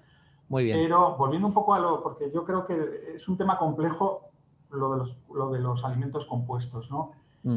Y para hacer honor a la verdad, y para clarificarlo, porque yo creo que esto es importante, vosotros, o sea, Reino Unido, está aplicando la misma legislación que la Unión Europea para el control de las importaciones, ¿vale? O sea, no hay nada raro hasta donde yo sé, y vosotros, si acaso, me podéis corroborar o corregir, pero a mí lo que me han transmitido es que efectivamente es la misma y de hecho se hace referencia, ¿no?, a la legislación de la Unión Europea.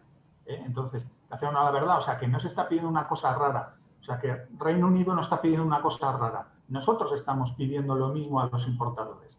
Dicho lo cual, y la verdad es que es un tema muy complejo, será muy útil vuestra nota de aclaratoria, yo creo, pero mientras tanto yo también os remito a una nota que tiene el Ministerio de Sanidad precisamente para el control de alimentos compuestos a la entrada de nuestras fronteras, donde es una nota explicativa. Yo creo que también sería bueno el hacer boca, ¿no?, digamos, con esta nota.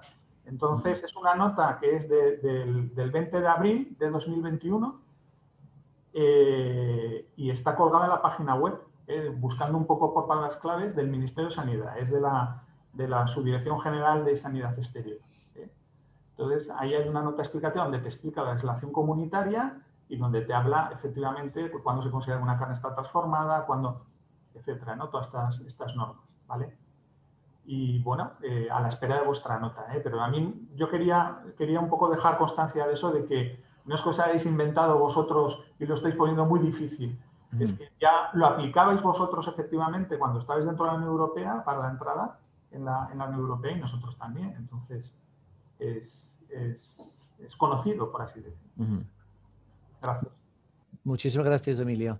I'm not sure if UK colleagues, DEFRA colleagues, hopefully heard an English version of Emilio's comments, one of which was including that the Spanish authorities now publish a list of requirements for composite products to come into the EU, and including Spain, which was updated on the 20th of April.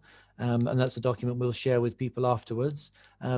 But equally, Emilio's comment that the controls the UK is applying are similar to controls coming into the EU. So there's nothing strange or unusual around the controls the EU is requesting.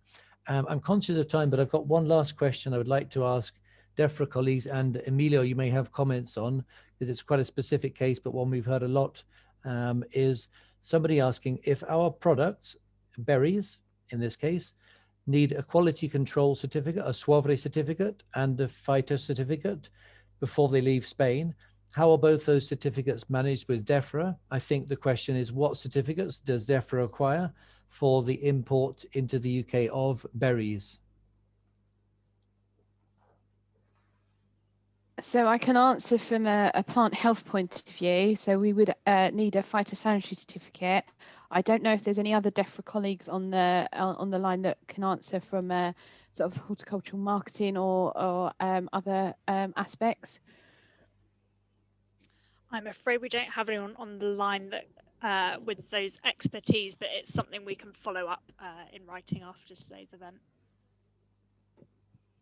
Great, thank you, Anastasia.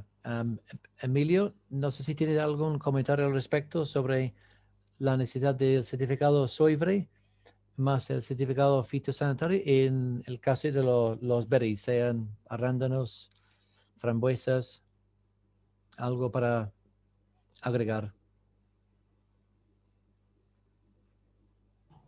Nick, ¿puedes otra vez repetir? Me ha ocurrido lo mismo. No soy rápido cambiando de canal, lo siento.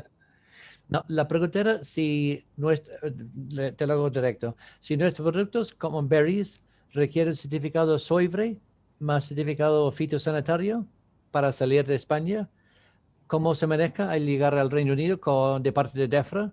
Nuestros colegas de DEFRA lo van a confirmar que sí necesitan certificado fitosanitario, pero para salir de aquí es aclarar que sí requieren el certificado sobre más el certificado fitosanitario. Son dos cosas independientes, pero necesarios. Pues, bueno, ahora mismo no, Será a partir del 1 de enero de 2022 cuando se necesite el certificado fitosanitario. Y la verdad, porque es un producto regulado, además yo creo que es de mucho interés para el Reino Unido, es un gran cliente nuestro, ¿no? de varias. Pues la verdad, yo lo de sobre no me lo sé. No sé si van a pedir ellos o piden ellos algo de, no por norma de calidad o de calibres o lo que sea. Pero fitosanitario, de momento no, el 1 de enero sí, y lo que nosotros también recibimos, vuestro recado, por así decir, era que os reservabais, o sea, Reino Unido se reservaba la posibilidad de poner condiciones adicionales, ¿no? Requisitos adicionales. Pero de momento no tenemos ningún requisito adicional, iría con un fito estándar. Y lo siento, pero lo de sobre no lo sé. Bueno, muchísimas gracias. Y es algo que podemos aclarar en lo que enviamos después del evento. I'm conscious of time, so we're going to move towards the end of the event now, again, by thanking all of you who have taken part today. We've had over 300 people with us during most of the event, which is fantastic, given the time of year we're at. Everybody looking forward to holidays, hopefully shortly, and getting some rest. We very much hope what we've shared today has been useful.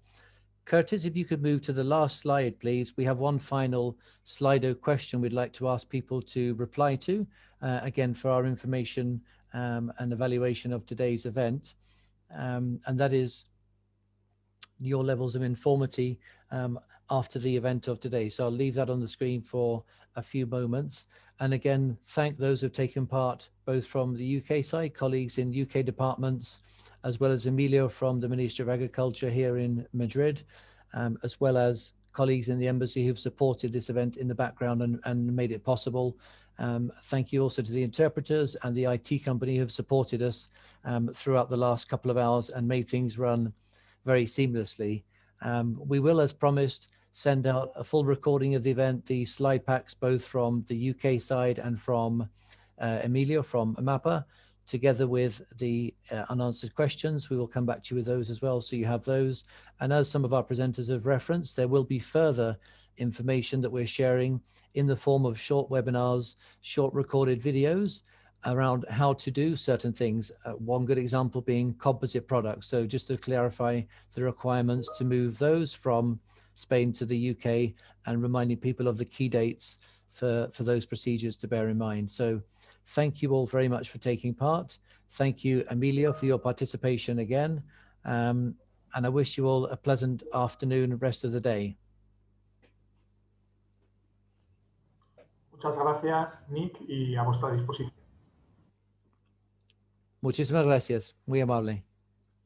Bueno, gracias a todos y que tengáis una feliz tarde.